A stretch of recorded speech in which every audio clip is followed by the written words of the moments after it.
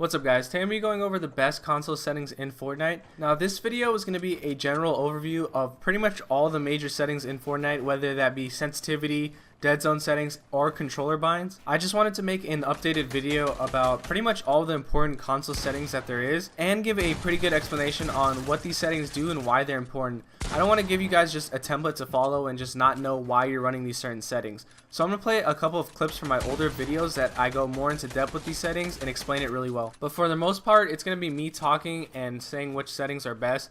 There's only going to be a couple of clips from my older videos just because I go much more into detail with these settings. So with that being said, we're going to go into the first and one of the most important settings, which is your sensitivity. As you can see, my X and Y sensitivities are pretty high.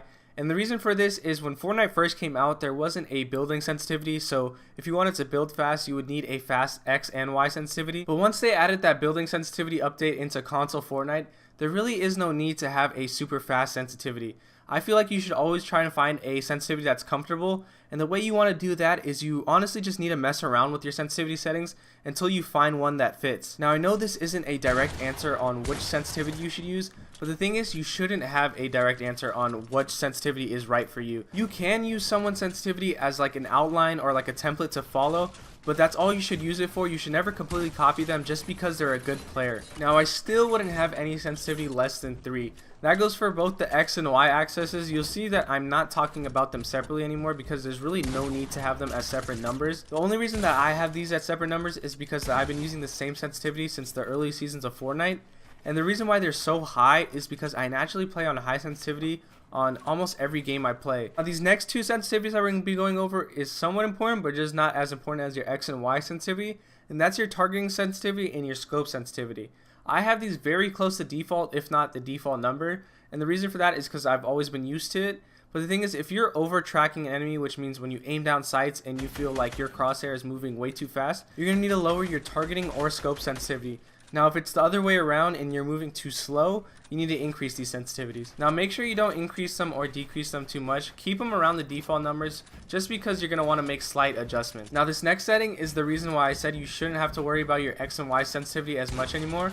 And that setting is the controller building sensitivity. And the thing is, if you have a very low sensitivity, I would crank this up all the way almost to maximum. And what I consider to be a low sensitivity is any X or Y value that's less than 6. Now again, this is another sensitivity you're going to need to mess around with just because it's really important, because it's your building sensitivity.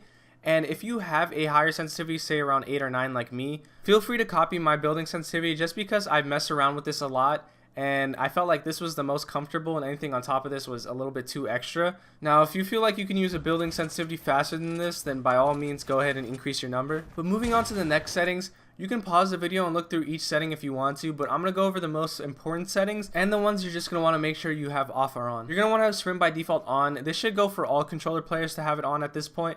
But especially if you want to copy down my keybinds that I'm going to show later in the video, you're going to need to turn this on. And the reason for that is because I use the left click, which is the sprint button, as my edit button. And I'll go more into detail about it once I get to the controller keybinds. But for now, just know that you need sprint by default on. Next, you're going to want to make sure you have edit mode aim assist off. I know a lot of players that don't have this off. And the thing is, it keeps a really magnetic feel while you edit. And it's a very big disadvantage. I don't know why people don't turn this off. Just make sure that the setting of edit mode aim assist is off. Next is a setting that's kind of hidden in the settings, and that's Builder Pro build immediately. And the reason why a lot of people don't have this on is either because they never got used to it and just didn't like it, or they just didn't know that this setting existed.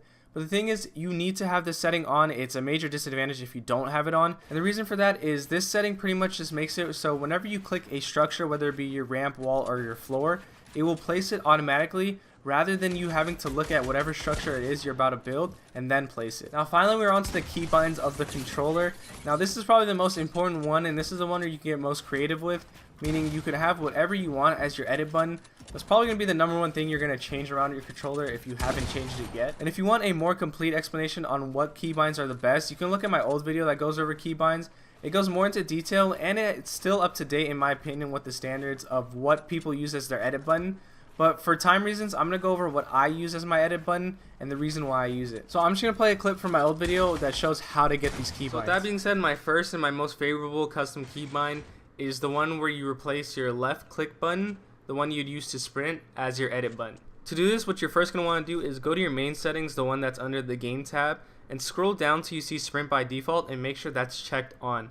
Next, you're going to want to go to the settings that have the custom keybinds and make sure you're already switched to the Builder Pro layout. Next, you're going to want to go to your B or circle button, whatever one has the switch mode / edit key on it, and you're just going to want to change that to switch mode by itself. You don't want to be accidentally pressing circle to edit. You want to make sure that's completely gone. You don't want to have that there anymore. The last thing you're going to need to do is switch your left thumbstick to edit mode, and this configuration in my opinion is the best editing configuration. Now that the settings are more updated, there are clearly more tabs, but the only things that you have to worry about are the build controls and the combat controls. Just make sure your circle or B button is switch mode by itself, and make sure your left click is your edit button. Now finally we have the dead zone settings, and I made a whole video about dead zone settings, so I'm not going to completely explain this, but just make sure you have a dead zone setting between 0.8 and 0.10 if you're on console. You don't want anything more than that.